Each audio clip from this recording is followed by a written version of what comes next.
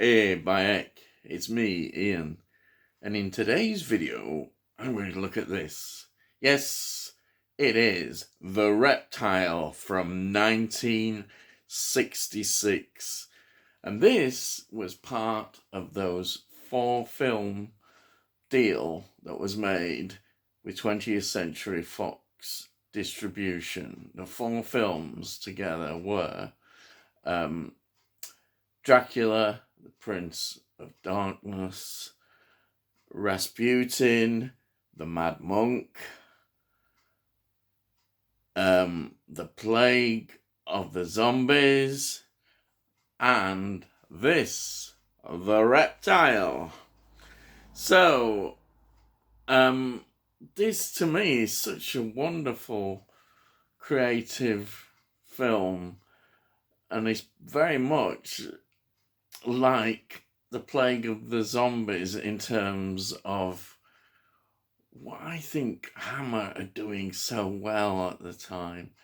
Small budget and producing absolutely wonderful, visually stunning, great scripts, brilliant actors, Bray Studios, where it's all been filmed, the locations surrounding it in Surrey. Everything is great. And this was filmed back to back with Plague of the Zombies, which that's why you might recognize some of the locations and settings. But actually, it's great. I mean, what they doing, the creativity. This is directed, of course, by John Gilling, who did John Gilling, who directed Plague of the Zombies as well. And you've got a crossover in the cast in terms of Jacqueline Pearce. And yes, it's time for Michael Ripper moments. Yes, he's in this as well. Yes. Let me just say just a few more things. 90 minutes the film runs for, standard time. Rotten Tomatoes, it's a bit lower. It's given 71%. Critics, I think, were rather nitpicking at some of this stuff, their criticisms. But anyway, we'll go into that in a minute. Yeah. So we've got that. It's written, once again, by Anthony Hines. And the script, I think, is great. Great script. Absolutely wonderful. And the cast, we have Australian actor Ray Barrett playing Harry Spalding. Then we have his wife, Valerie, played by Jennifer Daniel. She was in Kiss of the Vampire. We've got Noel Willman playing Dr. Franklin. And then we've got Jacqueline Pearce again returning to another Hammer film with Anna Franklin, who's a very important character in this film. She's wonderful as Jacqueline Pearce, and absolutely, she looks stunning as well. But you know, I just always think she's Servalan. You know, this is Servalan, what she played in Blake 7, and absolutely fantastic actress. Really, really great actress.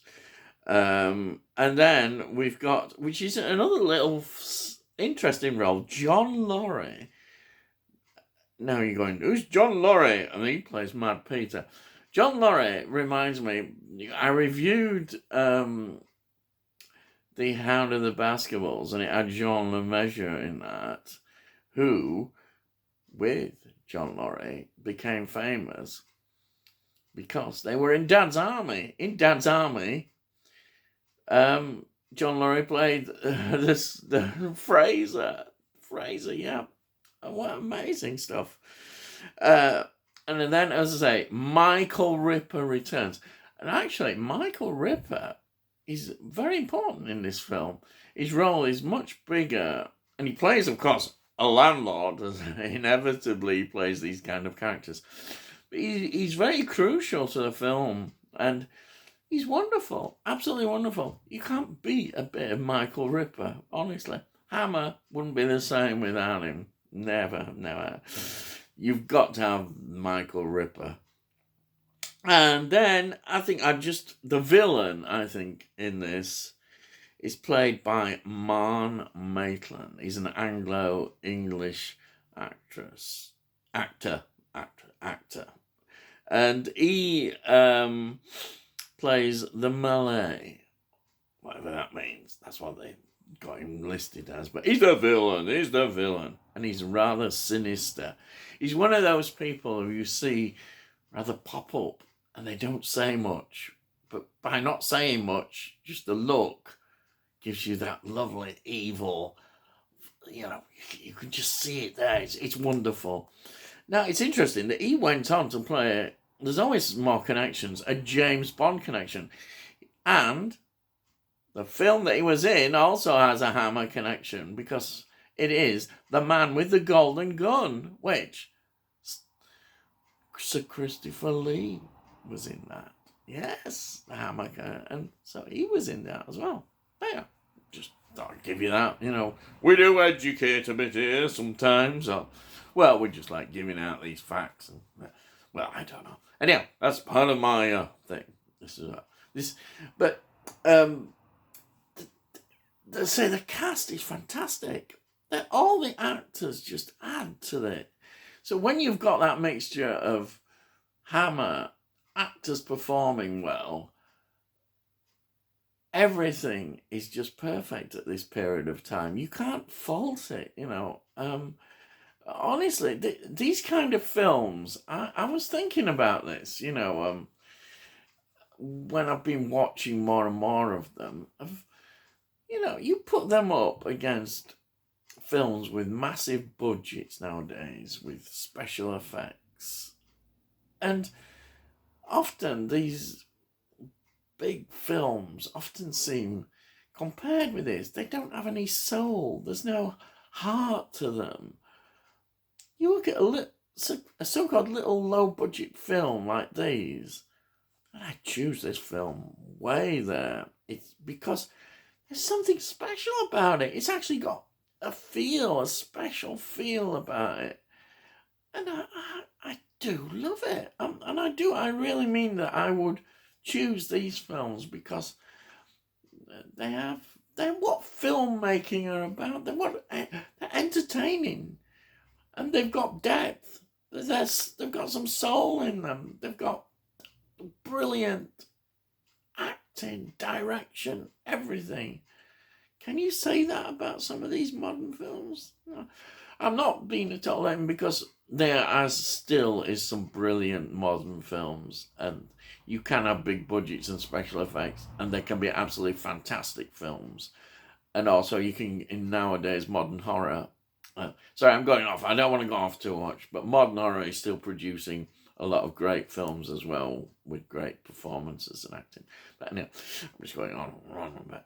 I mean, I know the criticism of this film, and I can understand it, is that the actual snake monster, if you want to call it,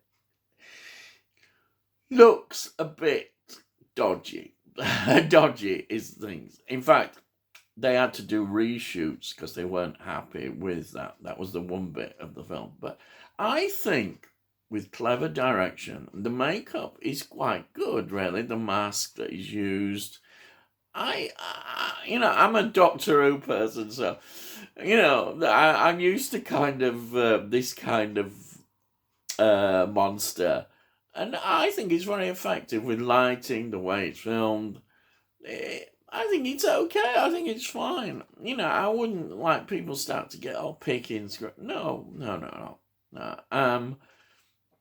I can see people sneering at it and saying, "Well, look, just that," but no, I think it's fine. And Amma obviously were wise enough to realize that they had to try and make it as best as they could, and they did. And also, I think another thing, the makeup special effects are great, aren't they? You know, when you look at the faces that they use, like all this foaming stuff, you know, when the snake monster gives them a good bite and they start to turn. Isn't it scary and fantastic to what they do? Again, small budget, doing brilliant special effects. I mean, wow, this film, the more I talk about it, the more I'm falling in love with the film even more. As I did with The Plague of the Zombies. I was looking at Plague of the Zombies and thinking, wow, that is just an amazing film as well. And these are groundbreaking films. They really are. People are looking at these films, directors, and thinking, yeah, you know, what can you do? You don't need massive budgets always. As long as you've got the actors, as long as you've got the script, you can do wonders. You can. And this is what they did. And this is why I love these films. And The Reptile is a great example of that.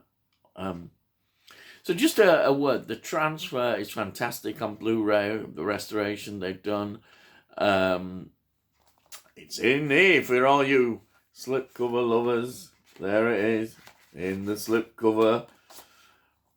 There's a great documentary on here which looks back at the Reptile and puts it all into context, and I absolutely love that. Some nice extras on here. Not a great mass of extras, but it's nice and I really like it. There's also a DVD as well in here. This was a great series of releases. I suspect in the future they will get updated, maybe. We'll see. But I'm very happy with this, and it's a good transfer. You can't really ask for any more than that, can you? But yeah. So, if you've not seen it, all these films I would highly recommend. So that is The Reptile from 1966. So that's it, folks. So as usual, I say at the end, you know, my usual stuff. Subscribe if you want to know when we're producing these videos. And if you like this video, give it a like. And, you know, and it costs note. And there we are. So that's it. All I've got to say is, I'll see thee, and I'll see thee again.